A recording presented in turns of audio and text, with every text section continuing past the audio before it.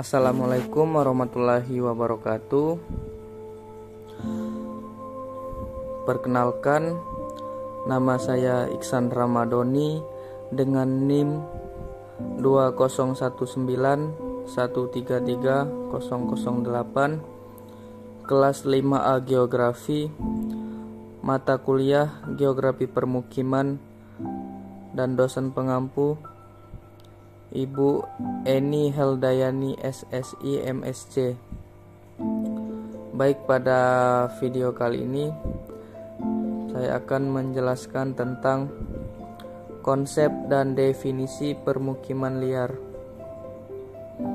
Konsep dan definisi permukiman liar. Permukiman liar adalah permukiman yang dibangun secara tidak resmi pada lahan kosong di kota yang merupakan milik pemerintah maupun swasta, yang didiami oleh orang yang miskin karena tidak mempunyai akses terhadap pemilihan lahan tetap. Kehadiran permukiman liar dalam prakteknya ada beberapa macam. Yang pertama, masa permukiman liar yang diorganisir. Yang kedua, keluarga-keluarga secara sendiri-sendiri menetap di atas tanah yang mereka anggap tidak ditempati dengan atau tanpa izin kepada mereka. Permukiman liar yang didasarkan pada transaksi resmi ortodoks, yaitu permukiman membeli sebidang tanah dari seorang penjual yang memiliki tanah itu, tetapi tidak mempunyai persetujuan yang sah mengenai pembagian tanah untuk membangun rumah di atasnya, atau yang sebenarnya tidak mempunyai hak baik untuk memiliki atau menjual tanah itu kepada siapapun. Sulitnya menangani masalah permukiman kumuh dan liar ini antara lain disebabkan oleh yang pertama, high-rise building atau bangunan tinggi akan ditangani oleh penghuni yang tergusur, memerlukan biaya besar karena biaya yang digunakan bukan hanya untuk membangun kamar tidur saja.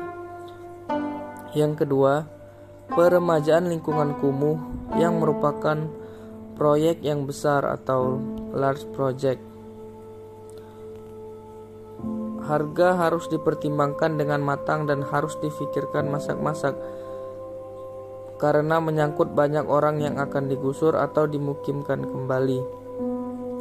Yang ketiga, adanya dualisme antara peremajaan lingkungan dengan penataan lingkungan.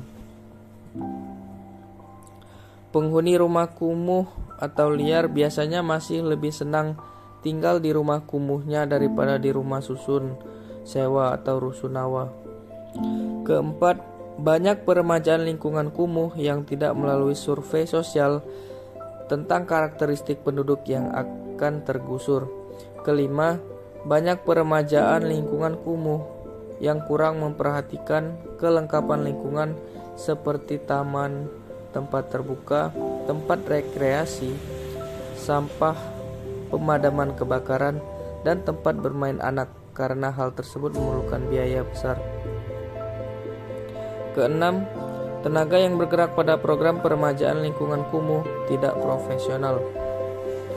Yang ketujuh, penggusuran atau squatter clearance sering diartikan jelek, padahal pemerintah berusaha meremajakan lingkungan dan memukimkan penduduk ke lingkungan yang lebih baik. Kedelapan, keterbatasan lahan atau land shortage. Lokasi yang tepat disesuaikan dengan tujuannya dan konsumen yang akan menempati. Kesembilan, belum kuatnya dana pembangunan perumahan atau no housing finance. Kesepuluh, kebersamaan antar warga masih minim. Contoh, menurut Puntasara tahun 2009 menyatakan bahwa telah terjadi dikotomi antara aksesibilitas terhadap sumber daya perumahan dan permukiman yang semakin mahal dengan kebutuhan akan lokasi tempat tinggal yang aksesibel pada tempat kerja dan usaha, fasilitas umum, dan pusat layanan publik. Diperkuat realitas tekanan sosial, ekonomi, dan kependudukan, maka situasi inilah yang mendorong terjadinya konsentrasi perumahan dan permukiman yang padat, miskin, dan kumuh. Penguasaan dan penggunaan lahan oleh warga masih banyak yang lemah dari sisi hukum dan administratif, seperti bantaran sungai, pinggiran rel, tanah makam, tanah menganggur, maupun lahan dalam status penguasaan atau pemilikan pihak lain. Kesimpulannya yaitu, rumah adalah hak dasar dari setiap individu. Pemenuhan kebutuhan perumahan merupakan hal yang mutlak untuk dilakukan. Masalah yang sering timbul adalah bagaimana menyediakan perumahan yang layak dan terjangkau oleh masyarakat berpenghasilan rendah. Dilema penggusuran permukiman liar terus bergulir dari waktu ke waktu. Mungkin itu saja video pada kali ini. Terima kasih. Wassalamualaikum warahmatullahi wabarakatuh.